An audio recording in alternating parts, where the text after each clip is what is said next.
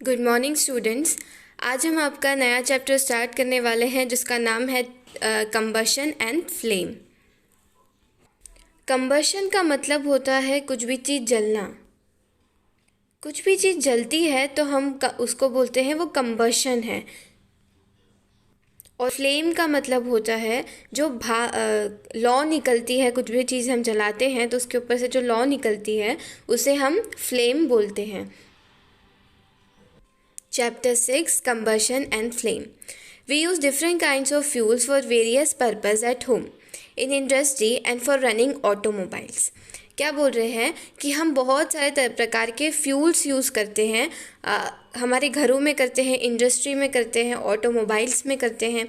Fuels क्या होते हैं? जिससे भी कुछ भी चीज़ चलती है, ठीक है। जैसे खाना है हमारे लिए फ्यूल है, हम खाने के बगैर वर्क नहीं कर सकते।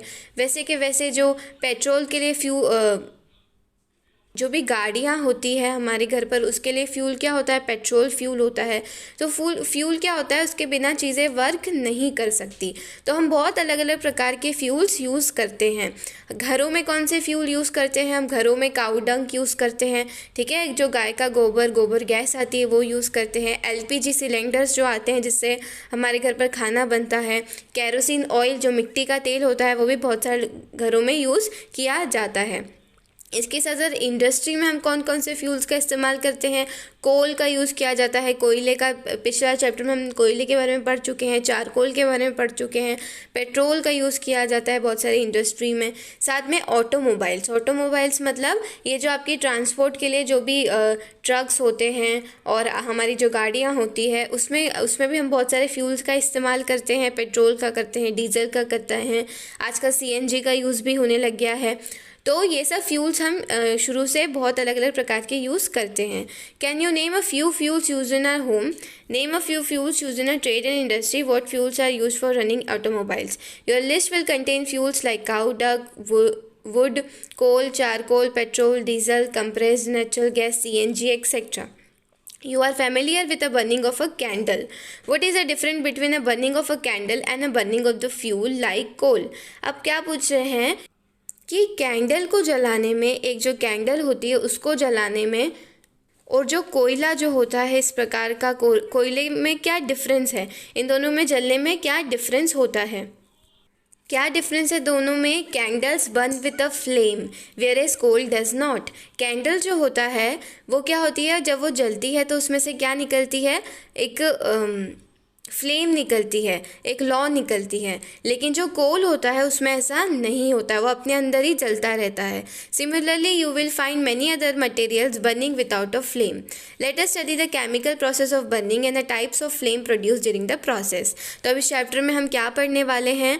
बहुत सारे ऐसे मटेरियल्स होते हैं जो बिना फ्लेम्स के जलते हैं, ठीक है। तो हम इस चैप्टर में पढ़ने वाले हैं कि जो केमिकल प्रोसेस क्या होती है। हम कुछ भी चीज़ जलाते हैं तो उसकी केमिकल प्रोसेस क्या होती है, कितनी प्रकार की लॉ होती है, कितने टाइप्स के फ्लेम होते हैं, और आग जो होती है, कंबशन जो होता है वो कैसे लगती है, कैसे बुझती है, ये सब चीज़ें हम इस चैप्टर में पढ़ेंगे। फर्स्ट टॉपिक है आपका व्हाट इज कंबशन. कंबशन क्या होता है? Recall the activity of burning of magnesium ribbon performed in class 7th. We learned that magnesium burns to form magnesium oxide and produces heat and light. हमने magnesium ribbon जलाने वाली एक activity करी थी जिसमें हमने क्या किया था? 7th क्लास में मैग्नीशियम रिबन जो आता है उसको जलाया था। तो क्या हुआ था कि ऑक्सीजन के प्रेजेंट में वो जलने लगा था और उसने क्या बनाया था? उसकी जो राख निकली थी उसको हम क्या बोलते हैं? मैग्नीशियम ऑक्साइड बनाई थी एंड प्रोड्यूस हीट और लाइट. और इस प्रोसेस में क्या हुआ था? हीट और लाइट, बहुत ज़्यादा लाइट हुई थी और बहुत ज़्यादा गर्मी उत्पन्न हुई थी. इसके जैसे ही जब कोल भी जलता है, ठीक है, कोल भी जब एयर के प्रेजेंस में जलता है तो क्या फॉर्म करता है? Producing carbon dioxide. कोल को जब भी हम जलाते हैं तो क्या बनता है? कार्बन डाइऑक्साइड बनता है, हीट निकलती है, लाइट निकलती है. तो तो इन दोनों चीज़ में हमने क्या देखा, मैग्नीशियम रिबिन जो होता है, चारकोल होता है, कोल होता है, ये जैसे ही ऑक्सीजन प्रेजेंट होती है तो ये जलने लगते हैं। ऑक्सीजन प्रेजेंट होती है ऐसा मतलब ऐसा नहीं कि कोल रखा है और ऑक्सीजन वहाँ हवा चल रही है तो फिर वो जलने लग गया, ऐसा नहीं होता है। कि जहाँ पर ऑक्सीजन प्रेजेंट होती है तभी वह जलते हैं, ठीक है। उनको एक जलाया जाता है और जलेंगे कब, जब वहाँ पर ऑक्सीजन आसपास प्रेजेंट होगी तो, और ऑक्सीजन तो प्रेजेंट होती है इसलिए वो जलने लग जाते हैं। तो जो केमिकल प्रोसेस होती है in which a substance react with oxygen to give off heat is called combustion. तो जो केमिकल प्रोसेस होती है जिसमें क्या होता है कि कोई भी सब्सटेंस, कोई भी चीज़ रिएक्ट करती है ऑक्सीजन के साथ तो, और क्या निकालती है, हीट निकालती है, बहुत ज़्यादा गर्मी उत्पन्न करती है, और उस जो प्रोसेस को क्या बोलते हैं, कंबशन। मतलब इन शॉर्ट जो आग लग जाती है, ठीक है, आग कब लगती है, जब ऑक्सीजन का प्रेजेंट होता है, ठीक है। तो किसी भी सब्सटेंस पर जब आग लग जाती है तो उसको क्या बोलते हैं, कंबशन बोलते हैं। कोई भी सब्सटेंस जब ऑक्सीजन से रिएक्ट करता है और हीट प्रोड्यूस करता है तो उसको हम कंबशन बोलते हैं। The substance that undergo combustion is said to be combustible. जो भी सब्सटेंस पर आग लगने का खतरा रहता है, ठीक है, जिस भी सब्सटेंस पर आग लग सकती है, ऑक्सीजन के साथ रिएक्ट करके वो हीट प्रोड्यूस कर सकता है तो उसको कंबशेबल सब्सटेंस हम बोलते हैं। लेकिन अब इतना बड़ा नाम है कंबशेबल, ठीक है, तो ये हम डेली लाइफ में कैसे यूज़ करें, इसीलिए इसका छोटा नाम रख दिया गया, it is also called a fuel. तो इसे फ्यूल भी कहा जाता है, ठीक है। जो सब्सटेंस कंबशेबल होते हैं उन्हें हम फ्यूल भी बोलते हैं। तो इससे हम क्या बोल सकते हैं, जितने भी फ्यूल होते हैं वो क्या होते हैं, जलते हैं, जल जाते हैं, हीट प्रोड्यूस करते हैं। द फ्यूल में बी सॉलिड, लिक्विड और गैस। फ्यूल जो होता है वो सॉलिड भी हो सकता है। सॉलिड कैसे हो सकता है, जैसे हमारा कोल हो गया, चारकोल हो गया, काऊ डंग हो गया, ये क्या है, सॉलिड है। हमारी लकड़ी हो गई, ठीक है। लिक्विड में भी हो सकता है, लिक्विड जैसे पेट्रोल हो गया, डीजल हो गया, ठीक है। तो फ्यूल पेट्रोल लिक्विड फॉर्म में भी हो सकता है, साथ में गैस फॉर्म में भी हो सकता है। गैस जैसे हमारा CNG हो गया, LPG हो गया, तो ये सब क्या है, इस फॉर्म में भी हो सकता है। तो जो फ्यूल होता है वो सॉलिड, लिक्विड और गैस हो सकता है। Sometime light is also given of during combustion, इधर एज अ फ्लेम और एज अ ग्लो। और जब कंबशन वाली प्रोसेस होती है, जब कुछ जलता है तो लाइट भी निकलती है, ठीक है, और फ्लेम भी निकलती है। फ्लेम मतलब ऐसी जो लौ होती है, लौ भी निकलना स्टार्ट हो जाती है। In the reaction mentioned above, magnesium and charcoal are combustible substance. तो अब हम क्या बोल सकते हैं कि जो मैग्नीशियम जो जल जाता है, मैग्नीशियम रिबन जो जल जाता है, साथ में जो चारकोल है जो जल जाता है, वो सब क्या है, कंबशेबल सब्सटेंसेस हैं। तो यहाँ पर अब भूजू आता है, वो क्वेश्चन करता है, we were told that food is a fuel for a body. तो अब ये बोलता है कि हमें तो ये बताया गया है कि हमारा जो खाना है ये हमारे लिए फ्यूल है, तो ऐसा कैसे फ्यूल हो सकता है, तो हमारे पेट में आग लग जाएगी जैसे हम इसे खाएंगे। तो पहेली इस क्वेश्चन का आंसर करती है, rightly so, in our body food is broken down by reaction with oxygen and heat is produce. We learn that in class 7th। क्या होता है, हमारी बॉडी के लिए जो खाना होता है वो फ्यूल इसलिए होता है क्योंकि हमारी बॉडी में जो खाना होता है वो छोटे छोटे पार्ट्स में डिवाइड हो जाता है, टुकड़ों में बट जाता है, और फिर क्या होता है, वो ऑक्सीजन के साथ रिएक्ट करता है। जो हम ऑक्सीजन लेते हैं उसके साथ वो रिएक्ट करता है और बहुत ज़्यादा हीट हमारे पेट में जनरेट होती है, जिससे हमारा खाना जो है वो पचता है, जो कि आप सब 7th में डाइजेशन वाली प्रोसेस में पढ़ चुके हो। तो हम क्या कह सकते हैं कि जो खाना है वो भी क्या है, एक फ्यूल है। फूड भी एक तरीके से हमारे लिए फ्यूल है।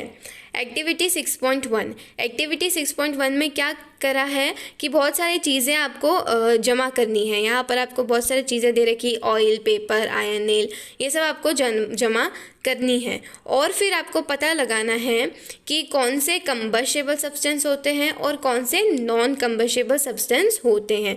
मैं एक बार बता देती हूँ कौन से कंबशेबल, कौन से नॉन कंबशेबल। कंबशेबल कौन से होते हैं, जो जल जाते हैं। नॉन कंबशेबल क्या होते हैं, वो जलते नहीं हैं, वो ऑक्सीजन के साथ रिएक्ट करके हीट प्रोड्यूस नहीं करते, और कंबशेबल सब्सटेंस ऑक्सीजन के साथ रिएक्ट करके हीट प्रोड्यूस करते हैं। जैसे वुड को अगर जलाया जाए तो वो ऑक्सीजन के साथ रिएक्ट करके क्या करता है, जलने लगता है तो ये कंबस्टेबल है। पेपर एक कंबस्टेबल सब्सटेंस है, ठीक है, अगर उसे जलाया जाए तो जल सकता है। आयरन नेल, हमारी जो कील होती है, कील जल सकती है क्या? नहीं, नहीं जल सकती, इसलिए वो क्या है? नॉन कंबस्टेबल सब्सटेंस है। कैरोसिन ऑयल, ठीक है, कैरोसिन ऑयल जो होता है वो भी कंबस्टेबल सब्सटेंस में आता है। स्टोन पीस मतलब जो पत्थर होता है, पत्थर जल जाता है क्या? नहीं जलता, तो वो क्या है? Combustible substance, non combustible substance है। स्ट्रॉ जो हम फ्रूटी वगैरह ला के जिसमें पीते हैं, तो जो स्ट्रॉ होती है तो वो जल जाती है, क्यों? प्लास्टिक की होती है, जल जाती है, ठीक है, तो वो भी कंबस्टेबल सब्सटेंस में लिखेंगे। चारकोल जो होता है वो भी जल जाता है, वो भी कंबस्टेबल सब्सटेंस है। मैच स्टिक भी जल जाती है, वो भी कंबस्टेबल सब्सटेंस है। ग्लास मतलब जो कांच होता है, कांच भी क्या होता है? नॉन कंबस्टेबल सब्सटेंस है, उसमें आग नहीं लग सकती, ठीक है। तो आपको सबसे पहले क्या बता दिया? कंबस्टेबल सब्सटेंस क्या होते हैं? जो कि ऑक्सीजन के साथ रिएक्ट करते हैं और हीट प्रोड्यूस करते हैं, जल जाते हैं, ठीक है। और कौन से नॉन कंबस्टेबल सब्सटेंस होते हैं जो कि ऐसा नहीं करते? तो हमने अभी देख भी लिया उनके एग्जाम्पल्स कौन कौन से होते हैं। अब आगे देखते हैं। Can you name some more substance which are combustible? और भी सब्सटेंस के नाम बताइए। Let us investigate condition under which combustion takes place. अब क्या बोला है? इन्वेस्टिगेट करते हैं कि जो कंबशन वाली प्रोसेस है, ठीक है, कोई भी चीज़ जलती है तो वो कैसे, किस कंडीशंस कौन सी कंडीशंस होती है जिसमें वो जल पाती है। तो एक एक्टिविटी करेंगे। एक बहुत सारी कंडीशंस होना ज़रूरी होता है किसी भी चीज़ को जलने के लिए। सबसे पहली चीज़ क्या है? एक एक्सपेरिमेंट के तौर पे हम जानेंगे। ये हमने क्या लिया है? 3 ऐसे ले लिए हैं, ठीक है, 3 वुड ले लिया है। फिर क्या हुआ है कि हमने एक कैंडल जला दी है। एक फर्स्ट वाली जो है हमने उसके ऊपर एक चिमनी रख दी है। चिमनी क्या होता है कि एक ग्लास से ऐसे पूरी बनी होती है, ऊपर हवा पास होने की जगह रहती है उसमें, ठीक है। तो सबसे पहले हमने क्या करा है कि नीचे 2 लकड़ियाँ रख दी है, उसके ऊपर चिमनी रखी है और बीच में हमने कैंडल रख रखी है। सेकंड में हमने वो लकड़ी हटा दी और थर्ड में हमने उसके ऊपर क्या रख दिया? एक कुछ भी वुड का टुकड़ा ऊपर भी रख दिया। तो हम क्या ऑब्ज़र्व करेंगे? ये जो एक्सपेरिमेंट है इससे हम क्या ऑब्ज़र्व करेंगे कि फर्स्ट वाले में, ए वाले में तो ऑक्सीजन नीचे से जाएगी, ठीक है, तो ऑक्सीजन नीचे से जा रही है, ऊपर से भी निकल रही है, तो उससे क्या होगा कि जो फ्लेम है वो आसानी से जलेगी। आप एक स्क्रीन पर भी देख सकते हो, कोई भी दिक्कत नहीं आ रही है मोमबत्ती को जलने के लिए, वो आराम से जल रही है, ठीक है। और जो सेकंड है, सेकंड में हम देखेंगे कि हमने नीचे से 2 लकड़ियाँ हटा दी, तो क्या है? वो धीरे धीरे बुझने लगेगी, ठीक है, धीरे धीरे उसमें से फ्लेम हटने लगेगी और वो बुझने लगेगी। फिर हम जब उसके ऊपर भी ऑक्सीजन का सोर्स आना ख़त्म कर देंगे तो वो एकदम पूरी तरीके से बुझ जाएगी, कोई उसमें वो चेंज नहीं आएगा। तो इस एक्सपेरिमेंट से हम क्या बोल सकते हैं कि किसी भी चीज़ को जलने के लिए, किसी भी फ्यूल को जलने के लिए, कंबशन वाली प्रोसेस होने के लिए काय की आवश्यकता होती है? ऑक्सीजन की आवश्यकता होती है। डेफिनेशन में भी दिया गया है, ठीक है, कि कंबशन की प्रोसेस को पॉसिबल होने के लिए ऑक्सीजन की ज़रूरत होती है। ऑक्सीजन के साथ कोई भी सब्सटेंस रिएक्ट करता है और फिर कंबशन वाली प्रोसेस होती है। तो इस एक्सपेरिमेंट से हमने क्या देखा कि हर चीज़ को जलने के लिए ऑक्सीजन की ज़रूरत होती है। बिना ऑक्सीजन के कंबशन वाली प्रोसेस नहीं हो सकती। यहाँ पर बुजू क्वेश्चन करता है, we have read that the sun produces its own heat and light. Sun के पास, सन जो होता है उसकी खुद की अपनी हीट और लाइट होती है। It is also some kind of combustion. तो पूछता है ये भी कोई कंबशन है क्या?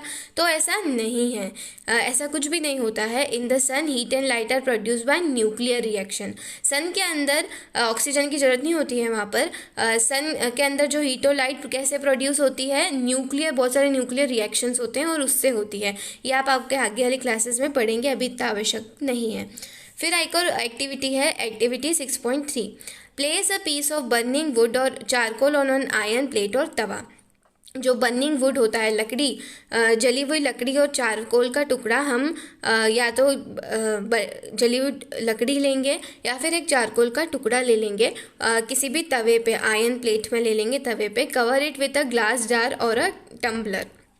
उसको हम काहे से कवर कर देंगे, कोई भी एक ग्लास का एक जार होता है उससे हम कवर कर देंगे, एक टम्बलर भी आता है उससे भी हम कवर कर सकते हैं, और अ ट्रांसपेरेंट प्लास्टिक जार, और कोई भी अगर प्लास्टिक का जार हो हमारे पास कुछ भी चीज़ उससे हम उसे कवर कर देंगे। Observe that happens does charcoal stop burning after some time. तो हम देखेंगे कि जो चारकोल जो अपने अंदर अंदर ही जलता रहता है तो वो क्या होगा, थोड़ी देर बाद वो भी जलना बंद हो जाएगा। हम क्या ऑब्जर्व करेंगे, अगर हम उसके ऊपर कुछ ढक देंगे तो वो जलना बंद हो जाएगा। ऐसा क्यों होगा, क्योंकि हम देख चुके हैं क्योंकि ऑक्सीजन का पास नहीं हो पाएगी, ऑक्सीजन की सप्लाई रुक जाएगी, और जैसे ही ऑक्सीजन की सप्लाई रुकती है वैसे ही आग लगना भी बंद हो जाती है। You might have heard that when the clothes of a person catch fire the person is covered with a blanket to extinguish fire. Can you guess why? Now recall some of your experiences.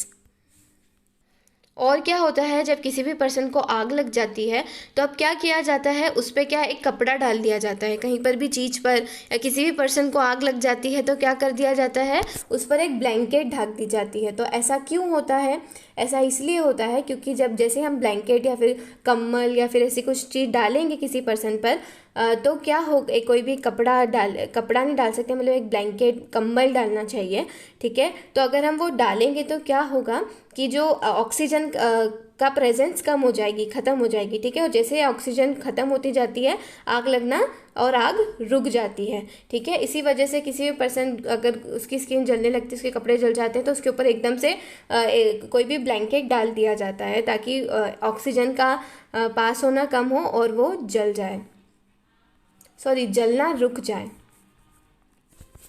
तो ये हमने देख लिया कि oxygen ज़रूरी होती है किसी भी चीज़ को, अगर ऑक्सीजन का पास होना हम बंद कर देते तो आग भी बुझ जाती है, कंबशन वाली प्रोसेस रुक जाती है।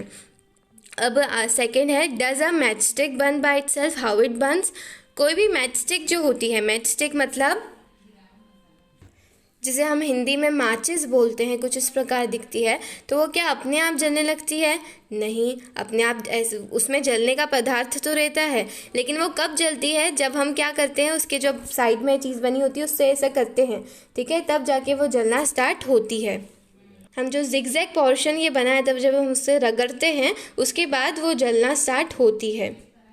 इसके साथ साथ में हम अगर किसी भी पेपर को जलाना चाहते हैं, ठीक है, किसी भी मैच स्टिक से एक पेपर को जलाना चाहते हैं तो पेपर जो होता है वो तो जल्दी से जल जाता है, ठीक है, एकदम से हम उसके माचिस को पास लाएंगे और वो जलने लग जाएगा। लेकिन क्या एक लकड़ी को हम मैच स्टिक से जला सकते हैं क्या?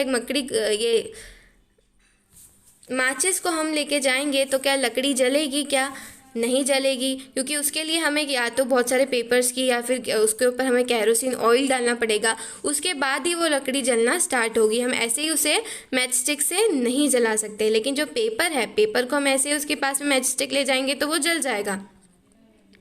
तो ऐसा क्यों होता है, चलिए देखते हैं ऐसा क्यों होता है। इससे पहले हम देख लेते हैं फॉरेस्ट की फायर, ठीक है।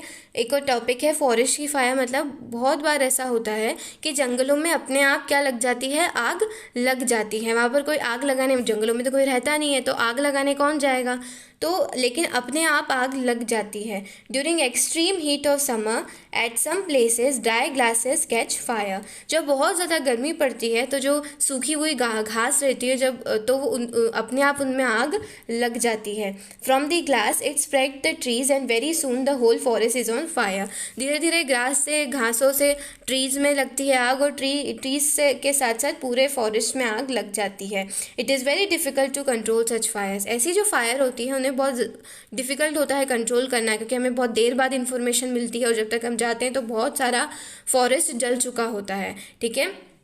तो हम ये क्या बोल सकते हैं हम कि जो हमने देखा कि मैच स्टिक जो होती है वो अपने आप उसमें आग नहीं लगती, हम जब उससे रगड़ते हैं तभी आग लगती है। साथ में जो पेपर जो होता है उसे हम जल्दी से आग लगा देते हैं, लेकिन जो लकड़ी होती है उसके ऊपर हमें ये केरोसिन ऑयल डालना पड़ता है, ठीक है, या फिर किसी कोल वगैरह को भी हम ऐसे नहीं जला सकते, उसमें केरोसिन ऑयल या फिर कुछ भी डालना पड़ता है, हमको पेपर रखने पड़ते हैं, उसके बाद वो जलते हैं, ठीक है। तो ऐसा क्यों होता है, क्या रीज़न है इसके पीछे? इसके पीछे रीज़न है इग्निशन टेम्परेचर। अभी इग्निशन टेम्परेचर क्या होता है हम देखते हैं।